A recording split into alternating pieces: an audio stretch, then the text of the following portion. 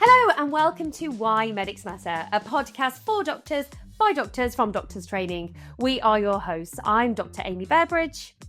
And I'm Dr. Simon Fraser. And today we are joined by Dr. Toni Brunning. Thank you so much for joining us, Toni. Thank you for having me. So, Simon, I'm going to hand it over to you to start with the first question. I will indeed. And I've got two of my most favourite people with me this afternoon. So I'm really looking forward to this chat. And I'm going to be a bit probing. I think the different generations at the minute is a huge source of friction in the workplace, in education, across many things, but particularly for doctors. You've got two young adults in the house and one of them in university. Toni, how well do you understand yours? And if you've got any tips that help me understand my 21-year-old girls, I'd be really grateful. Yeah, thank you. I have an 18-year-old and a 15-year-old in my household. So technically they are both Gen Z, although there's some dispute because the 15-year-old was born in 2010, and that is the kind of cusp between Gen Alpha and Gen Z.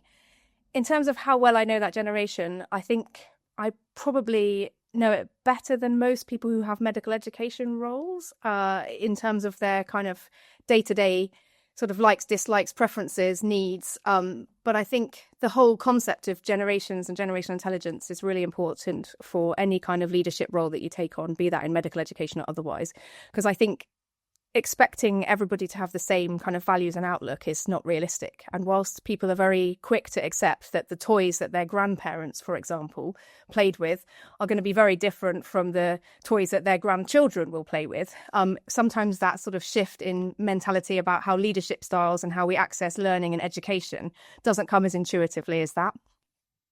You mentioned Generation Z, Zoomers. What is that? For anybody listening, there's loads of phrases thrown out to the minute: X, Z, Y, Q. I don't know, there are lots of them. What do they mean? So there isn't a national body like the Office of National Statistics or the government or anything that defines generations. But what they are is basically recognising that we're all shaped by the sort of societal norms and events in our formative years. And so in different locations, different countries, different parts of the world, the generations will be different. So you have to be in the same generation, you have to have grown up in the same rough location. And there's usually an age or a sort of year range.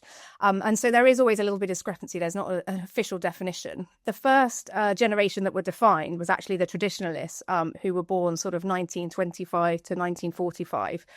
And these were often known as the silent generation, and that was called that because of their sort of formative years. The sort of concept of children was that they should be seen and not heard, and so they're often referred to as the silent generation, although officially known as the traditionalists.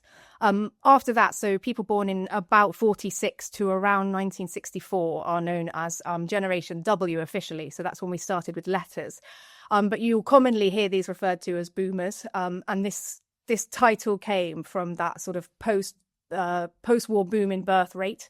So during that period, so those are called the boomers. And then we've carried on with the nomenclature with letters. So after W is X. So your Gen Xers are commonly referred to as your latchkey kids. And these are children who grew up at the point where it became more common for both parents to go out to work. So the kind of caring responsibilities and the shaping of the home sort of setup had sort of changed in their sort of childhood.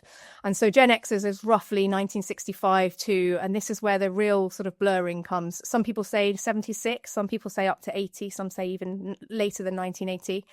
And that then leads on to the next generation, which is Generation Y, or the one that you'll kind of know these people referred to as is the millennials, or if you want to be derogatory, the sort of snowflake generation. Again, from roughly 77, 80-ish to about 95, 97, depending on where you kind of look for your range. Then we have Generation Z, so anyone born between, say, 95, 96, 97, up to about 2009, 2010 are your kind of Gen Z or your Gen Z. Or increasingly now, in the last few years, you're starting to hear those referred to as Zoomers. And I think that's just the kind of play on the boomers and Zoomers, but officially they're Gen Z. And then the sort of next generation is Gen Alpha. So rather than go back around the alphabet, sort of people felt that moving to a different alphabet to recognize how different this generation are potentially going to be, because they are the first generation that have really the digital world. So I don't think it's a coincidence that Gen Alpha starts in 2010, and that was the year that the iPad was released and Instagram was released. And I think recognizing that those have had massive influences on our society. So those Gen Alphas about 2010, and the last Gen Alphas were born last year, so 2025. So we've had all our Gen Alphas born, and we're now, babies born today will be known as Generation Beta. But obviously, trying to describe the values and outlooks of Generation Beta is pointless at the moment because they're weeks old. But what sort of social scientists do, and it's often used in marketing as well, is they kind of avatar the generations to see what their outlook are, what their views are, and what things have shaped them. So you can end up with a sort of set of characteristics that sort of are associated with each generation. Now, that's not to say that somebody born in that year who is that generation is always going to follow that pattern, but it's a useful way to kind of describe different priorities, different approaches to technology, to education, to leadership, and different kind of work-life balance attitudes and values. So you threw in the phrase there, snowflake, and Yes. and I think that just highlights sometimes the friction and the sort of picking up particular characteristics. Obviously, I think it's nonsense. We all agree, yeah, snowflakes is a terrible and nonsense phrase. Why are the friction? What? Just tell me a bit more about that. I think what's interesting is that whilst I think snowflakes is a media-generated term, and actually every generation thinks that the generation directly below them sort of lacks work ethic and commitment. So when a new generation enters the workforce, so for example, if you go right back to the 60s, when the baby boomers were starting to join the workforce, I'm sure there will be people from the traditionalist silent generation who would have been quite scathing about them and would have said, oh, they haven't got the resilience, they haven't got the work ethic, they're lazy, etc. And this is a nuance because as generations change and outlooks and shifts in kind of social constructs change, there's always that tendency to be quite superior and think yourself better than the generation below you. It sort of moderates itself as you then go 2 generations below you. You kind of acutely recognize the big age difference, and also you start to become a bit more generational humility about it. But there's always a friction between one generation and the generation directly below it. And so I think the phrase snowflakes has come around because obviously the Gen Xers thought when the millennials were kind of entering adulthood that they were a bit precious and a bit delicate, and that's where the association with snowflake came. But I suspect if you look back through history, that sort of comment has been made about every new generation. We've talked a lot about the different generations, and working in acute medicine, on any given day, I will work with doctors, allied health professionals, advanced clinical practitioners from all of these different generations. How do we ensure that we educate all of those generations? For example, when we are clinically practicing, how can we educate on the shop floor when we have lots of people from lots of different generations effectively? It's a difficult one. I think the first thing is to recognize that that's what you've got, because that sort of insight and knowing that what's normal for you and how you prefer to learn and access materials, etc., isn't the same for everyone. And that's actually independent of generations. We know that we have different learning styles, your kind of Mumford learning styles and stuff. So people have got different ways in which they tend to learn.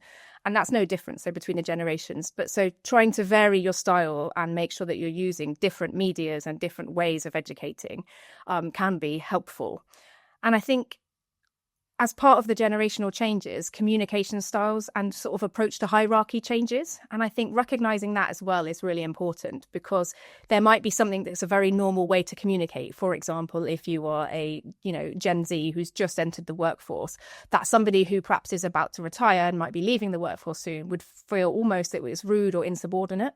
And it isn't that the intention of that person is to communicate in an informal style and be rude, but that might be how it's received by that individual. So I think it's not just education that's different, it's understanding that your values and your communication styles do tend to change with generations. And I think the overwhelming thing is to try and be curious about other people and not be that. There's always that tendency to think that your generation has got it right because what's normal for you and how you see life is obviously the right way. But actually, there are different ways of looking at everything. And so having that humility to recognize that there might be different viewpoints, there might be different societal pressures and things that have shaped people's thinking, and just be curious. And I think we've talked before about reverse mentoring and things. I think actually this is a really good example by which actually there's a lot of information. If you paired somebody who just joined the workforce with somebody who is soon to leave the workforce, there's a lot they could teach each other. And also, I guess we talk a lot about the different generations, and this is often based of what we're used to in the UK. We've talked about the society that we grew up in and brought up in the UK, but a lot of NHS workers are non-UK graduates. So actually, these generations may have slightly different ways of thinking and doing things. What do you think that's the case? Well, I think the generations we've described are based on people born in the UK, because as I said at the beginning, you have to make sure that your generation has got a locational context as well. And so you're absolutely right. As well as having different generations, we've also got different cultures in our workforce, which is brilliant because that diversity of thought, that diversity of experience. And I think, going back to the communication styles, in the UK, we often have quite a high context style of communicating where we use a lot of sarcasm, humour, metaphor. We say one thing, but the tone of voice means that you should take the opposite message from it. And if you're not used to that high context style of communication, it can be a real challenge. And an example I always use for this is when you go to your supervisor and you say, oh, I'm thinking of doing whatever it is. And their response is, oh, that's brave.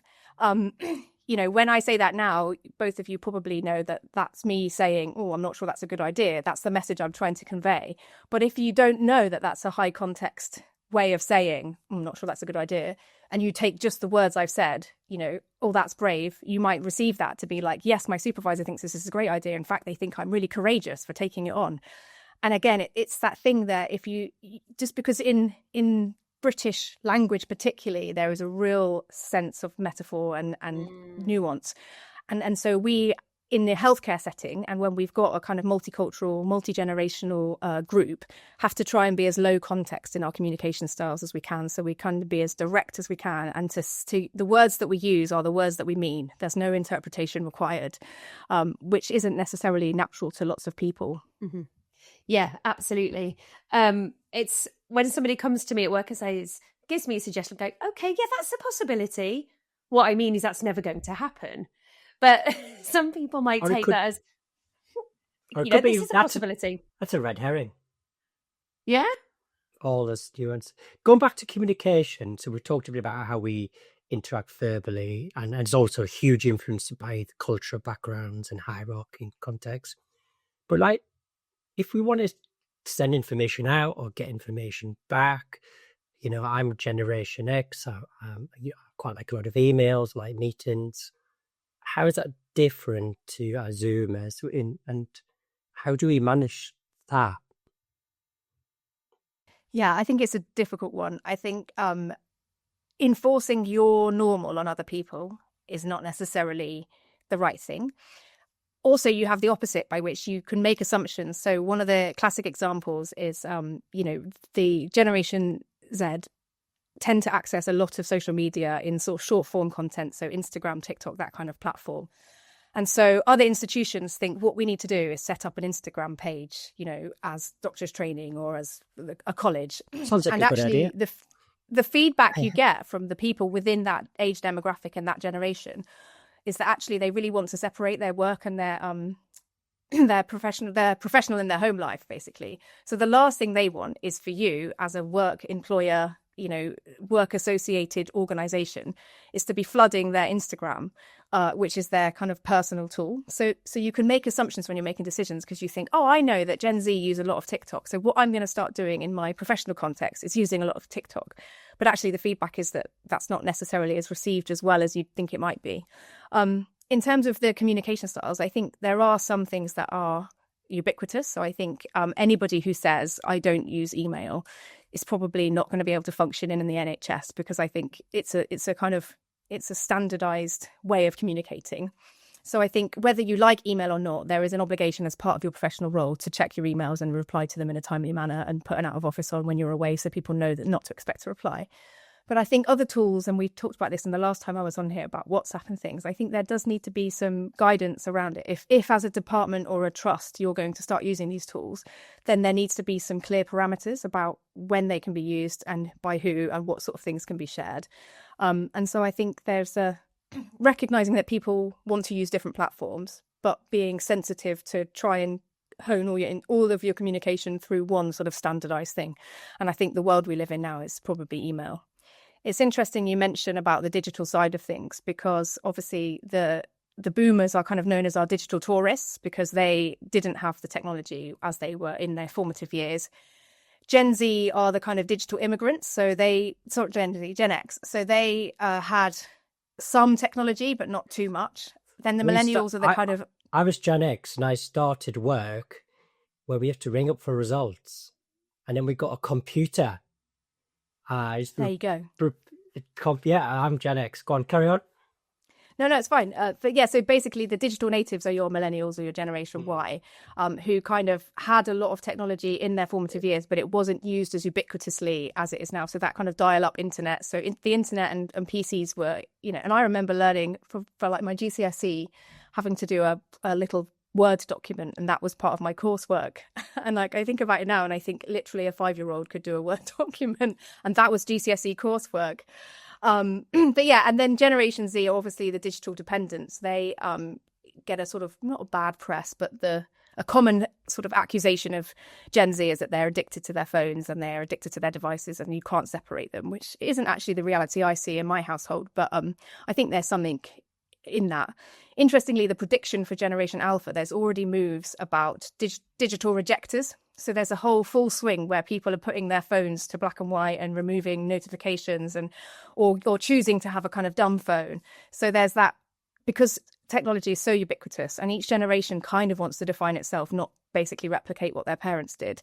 There is a move in even younger generations to kind of actually reject a lot of these platforms and reject a lot of the digital things. So there's an early suggestion that the Generation Alpha is actually going to be the digital rejectors rather than further developments. I mean, there will be some things that will still be, we'll be using our cards, our phones to pay for things, but the actual kind of use of devices, I think, is going to change between Gen Z and Gen Alpha. One of the biggest, and I think, as we said, that we're shaped by societal changes and by technology.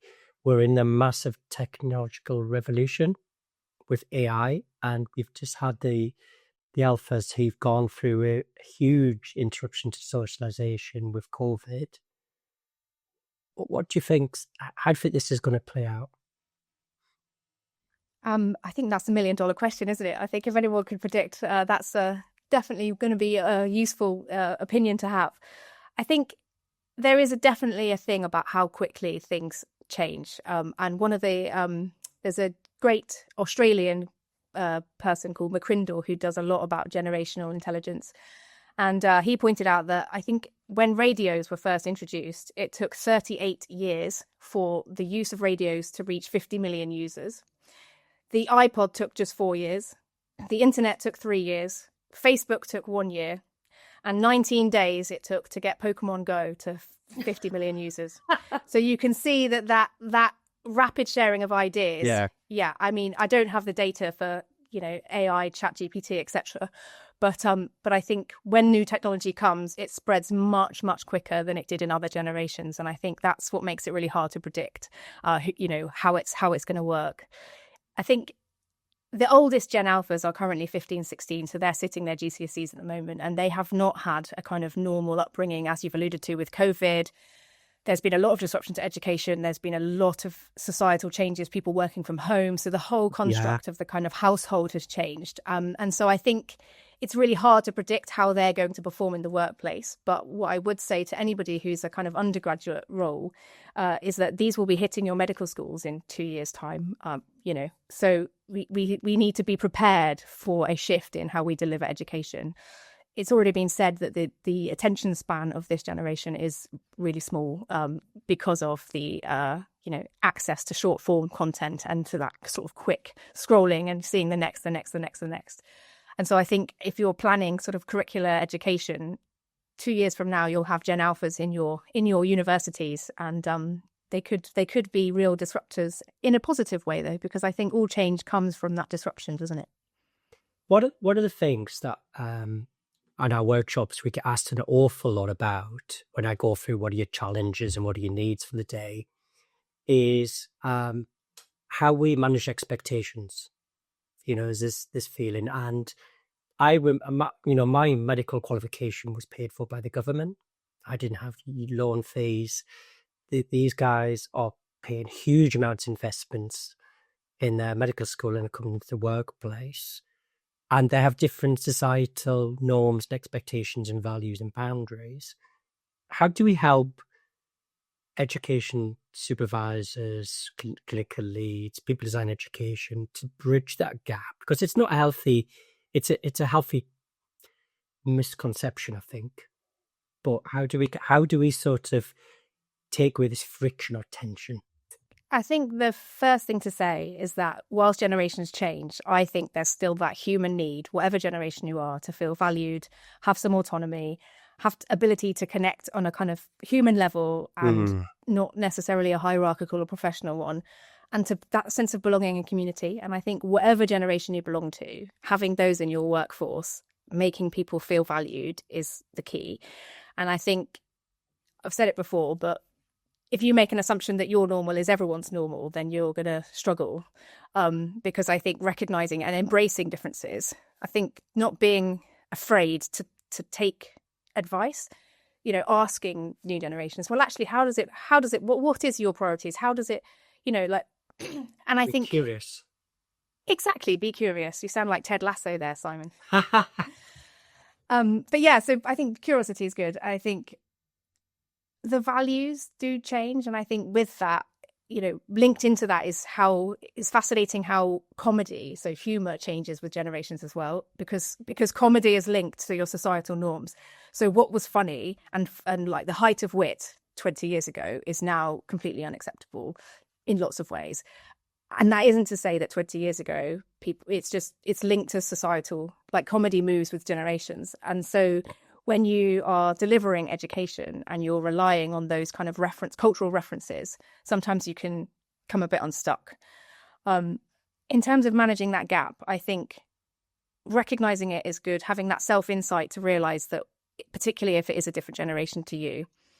And I think finally, we should be allowing people to kind of shape education. I think there's a nuance of education, isn't there, by which in a normal workplace, if it's not related to a training program or an education delivery system, you can have people of different generations. In 2020 was the first year that we had 5 generations all in the workforce together. And you might have somebody who's the CEO who's in a younger generation than somebody who is a manager or something. Whereas in education, the consumers of education are almost by definition younger and thus in a different generation to those that are in charge of planning it. So particularly those higher level education roles. And so you can have this fallacy by which, and I've done this myself when I was the college tutor in my trust. I thought, well, when I was in training, what did I want to be different? And with such good intentions, I thought, well, I'll change this and I'll change that because that used to really frustrate me. And I used to really get really frustrated and annoyed by that. And actually, you find that things have changed and people's motives and motivations have changed. And so with really good intentions, you can try and make it how you would have wanted it, not recognizing that times have moved on. And so having those voices in the room. So whenever you've got a committee or any kind of decision-making, forum, trying to get the voices of different younger generations, particularly in an education setting, I think is really important. So I'm just want to come in now. I've been in education for years. It's my biggest passion. We don't listen to our students and our trainees enough. So, and I see that time and time and time again. Sometimes it's from, like you were saying, Toni, that actually we think it's the best. This is what we wanted. And we go, and, you know, I particular in the past have gone, right, this is what we're going to do, and got in it full force, but I haven't actually ever engaged the learners what they really want. Did you try and organise a journal club? Oh God, no, that wasn't for me. No, I'd be, no. And I do wonder how we can start to hear the student and the trainee voice. Because although we have the NET survey, the GMC survey, we have junior doctor forums or resident doctor forums, do we really listen and then act on that? Or do we go it and go, right, okay, well, thank you for that, but I think this is the right thing to do? It's here in core design, though, isn't it? Actually getting It should be. Getting the... When I did my first education role for a year, I was a registrar, and I had to redesign the education program when they introduced a thing called the European Work and Time Directive. Oh, the joys of that. And yes. I brought in e-learning. That was like, I was cutting edge. That was it. And getting all these people. But actually, it was the person who was in charge of the program was really smart. You know, actually, the people who are accessing it need to help develop it and build it. Absolutely. Similar story to that, Simon, but in about 2017, I went to the RCP and said, I've got a great idea. We need to do a podcast. A what? And they were like, nobody listens to podcasts. And I've kept the email because I love it. And it says, thank you for your interest. Nobody listens to podcasts. Podcasts aren't going anywhere. And I was like, oh, no, I think they are. Anyway, we eventually did do one. But it was 10 years ago, podcasts were unheard of. Now, 56 million people, was it, listened to podcasts last year or something crazy? So things change. Now, Amy, I don't want to, burst your bubble here, but I think the podcasts are definitely not being listened to by Generation Alpha. They are too long and too much what your parents did. So Exactly. even though there's 56 million listeners now who are in, education roles, etc., Yeah. I think it's not going to be something that's going to be there forever. I think it will change and iterate. So yeah, interesting point. You've got to be ahead and thinking about it, because I remember when BlackBerry was the best phone going. But I had a BlackBerry. Yeah, I remember it. To get work Blackberries. You did. You used to have to type your emails on them, and they had it a was full... like, wow. And they were so confident that that was going to be the thing forever. And it's that ability to scan and listen. And I think your point you've picked out, Toni, is that people really like short bite size access to stuff. Layered on long lists. So some generations do. Some older generations prefer a more structured and lengthier and more detailed media. So absolutely, and there's a difference. And that's why we're coming close to a 30-minute cutoff, so we don't venture in. I've got a question to throw you. Then I'm going to let Amy summarize the learning from today's session, which is, we've asked this question before, so I've got to find a new question. The question I asked you last time was, what advice would you give the 23-year-old version of yourself? So the question I'm going to ask is, imagine you're 65. No, let's make it 67. You're allowed to retire. Okay, probably be 70. Oh, I don't know. I could have long retired by then. And imagine that person was sat in the room with you for a coffee this afternoon. What advice do you think they would give your current self? Interesting. I think that's a really challenging one. I think it would almost be the same advice that me now would give my 23-year-old, which is that sort of sense of you're doing better than you think you're doing. Because that self-doubt and that self-criticism that is at all stages of life. And I hope that they would say, or would be able to say, that sort of people-pleasing is not possible. There's nothing you can do that's going to please everyone. And particularly now we live in a very polarised society. And I think that puts the onus on the individual to really work out what their own values are and to live to those values. So you're doing what you think is right for the reasons that you think are right. There's always going to be somebody who's going to stand up and criticise you, or even worse, in the comments section of your, social media post or your YouTube video is going to say things that are against what you say or criticise you. But being authentically yourself and living to your values, I think, is a way to kind of, not happiness, but I think contentment. Because you're never gonna please everyone, and so doing what you think is right for the reasons that you think are right is probably not a bad way to shape your conduct. I love it. Amie, I don't know if you wanted to just round up and summarize.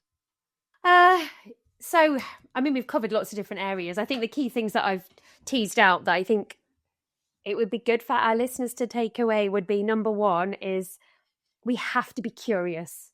And as educators, as learners, as doctors, as leaders, we need to be curious of the previous generation. So get advice from those who are more senior to us, and don't ignore the advice from those Zoomers and the Generation Alphas, because that's really, really important. I also think that when we are designing our future education, so, for example, if I was going into a medical school tomorrow and I was being told, right, you've got to deliver this curriculum for these students, it's really important that I think about what they want. Gamification is going to be a big thing. People are playing games. At the moment, in 10 years' time, that may change. And in my house, I've got Gen X, Gen Y, Gen Z, and Gen Alpha. And we all like playing games. So maybe that's the future bonding, is gamifying medicine and that. I've got loads of notes as usual. I think the key takeaways, let's be curious. I think there's also something to bring out about how, like the question you asked before about how do we know? I think evaluation is really important. We often implement things, but we don't evaluate it. And making sure that if you get evaluations from your fifth year medical students that say X, Y, and Z, don't say, oh, they're just medical. What do they want? Actually take it a chance. So yes. I think there's something about evaluating and listening to the voices of our going back to education. And I just want to think with the final thing, I think it's important that the curiosity is a two-directional thing. Yeah. Because it's easy for the generation to say, oh gosh, and you're old-fashioned, you do this stuff. And to get on together, we need to understand how each of us think. So thank you, Toni. I think, how do we be curious about each other? Coffee at work, tea at work, take your colleagues at work or who you're working with, sit down with them, have a drink and just chat and see how different life is for them. And you learn so much. Thank you so much to everybody listening out there. Please rate, review and subscribe to the Why Medics podcast, Why Medics Matter podcast, and all of your usual podcast channels. Thanks for listening. Goodbye. Bye. Bye.